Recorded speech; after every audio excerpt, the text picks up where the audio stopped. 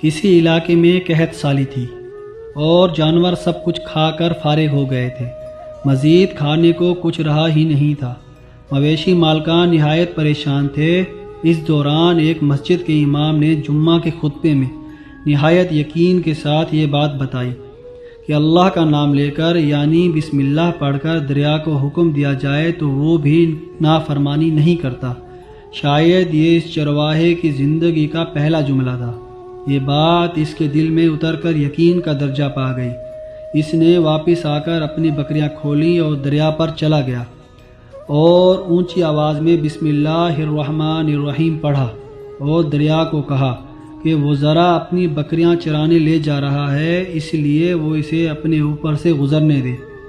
یہ کہہ کر اس نے اپنی بکریوں کو ہانکا اور دریا کے اوپر سے چلتا ہوا دریا پار کر گیا۔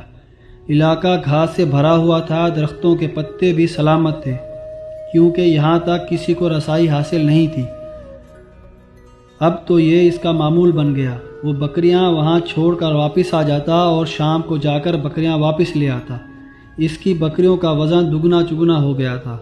لوگ چونک گئے اور اس سے پوچھا وہ اپنی بکریوں کو کیا کھلاتا ہے۔ وہ سیدھا سادہ صاف دل کا نوجوان تھا۔ اس نے صاف صاف بات بتا دی کہ جناب ہم تو دریا پار کر کے اپنی بکریاں چرانے لے جاتے ہیں۔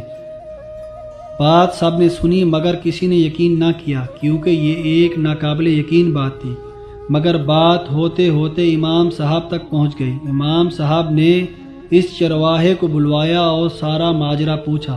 اس چرواہے نے امام صاحب کو ہی اپنا ریفرنس بنا لیا کہ امام صاحب میں تو خود آپ کا شکریہ ادا کرنے والا تھا کہ آپ نے ایک جمعہ میں ایک نسخہ بتایا تھا کہ بسم اللہ کہہ کر دریا کو حکم دو تو وہ بھی انکار نہیں کرتا۔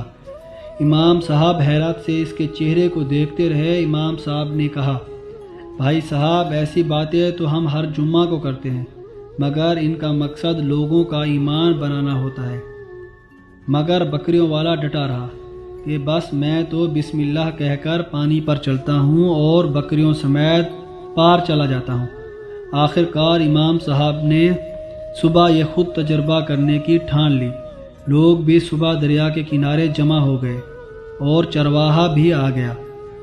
مجمع بہت زیادہ ہو گیا تھا۔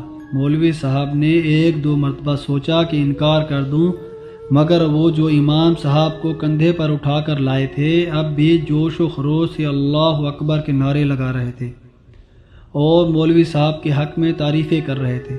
آخر کار مولوی صاحب نے ایک رسہ منگوایا اور پہلے اسے درخت کے ساتھ باندھا اور پھر اپنی کمر کے ساتھ باندھا اور پھر ڈرتے ڈرتے ڈھیلا ڈھالا سا بسم اللہ پڑھا اور دریا پر چلنے لگا مگر پہلا پاؤں ہی پڑتے پانی میں گر گئے۔ امام صاحب ڈوبنے لگے اور پانی کے بہاؤ میں بہنا شروع ہو گئے۔ لوگوں نے کھینچ کر باہر نکالا۔ امام صاحب کی اس وقت بسم اللہ نے چرواہے کو پریشان کر دیا کہ مولوی صاحب کی بسم اللہ کو کیا ہو گیا ہے، مگر کیونکہ اس کا یہ روز کا معمول تھا لہٰذا اس کے اپنے یقین میں کوئی فرق نہ آیا۔ اس نے بسم اللہ کہہ کر بکریوں کو پانی کی طرف اشارہ کیا اور خود ان کے پیچھے چلتا ہوا ان کو پار چھوڑ کر واپس آ گیا۔ لوگ اسے اللہ کا ولی سمجھ رہے تھے اور اس کے حق میں نعرے لگا رہے تھے مگر وہ اس سب سے بے نیاز سیدھا سادہ سا انسان تھا۔ وہ مولوی کے پاس پہنچا اور کہا، امام صاحب میں آپ کی بسم اللہ کی طرف سے کافی پریشان تھا مگر پانی پر چلتے ہوئے مجھے آپ کی بسم اللہ کی بیماری کا پتہ چل گیا۔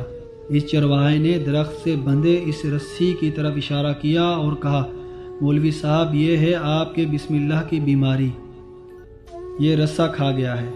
آپ کو اللہ اور بسم اللہ سے زیادہ اس رسے پر بھروسہ تھا لہٰذا اللہ نے بھی آپ کو اس رسے کے حوالے کر دیا تھا۔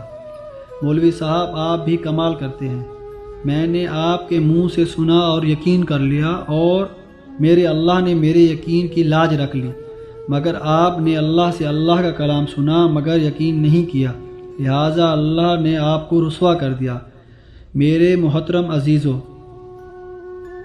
یہی کچھ ہمارا یقین ہے، یہی کچھ ہمارا حال ہے، ہماری نمازوں اور دعاؤں کا حال ہے۔ ہماری ہر ایک عبادت یقین سے خالی ہے میرے عزیزو آج ذرا سوچئے گا ضرور اس بارے میں۔ اگر آپ کو کہانی اچھی لگے تو پلیز اسے لائک کریں اور شیئر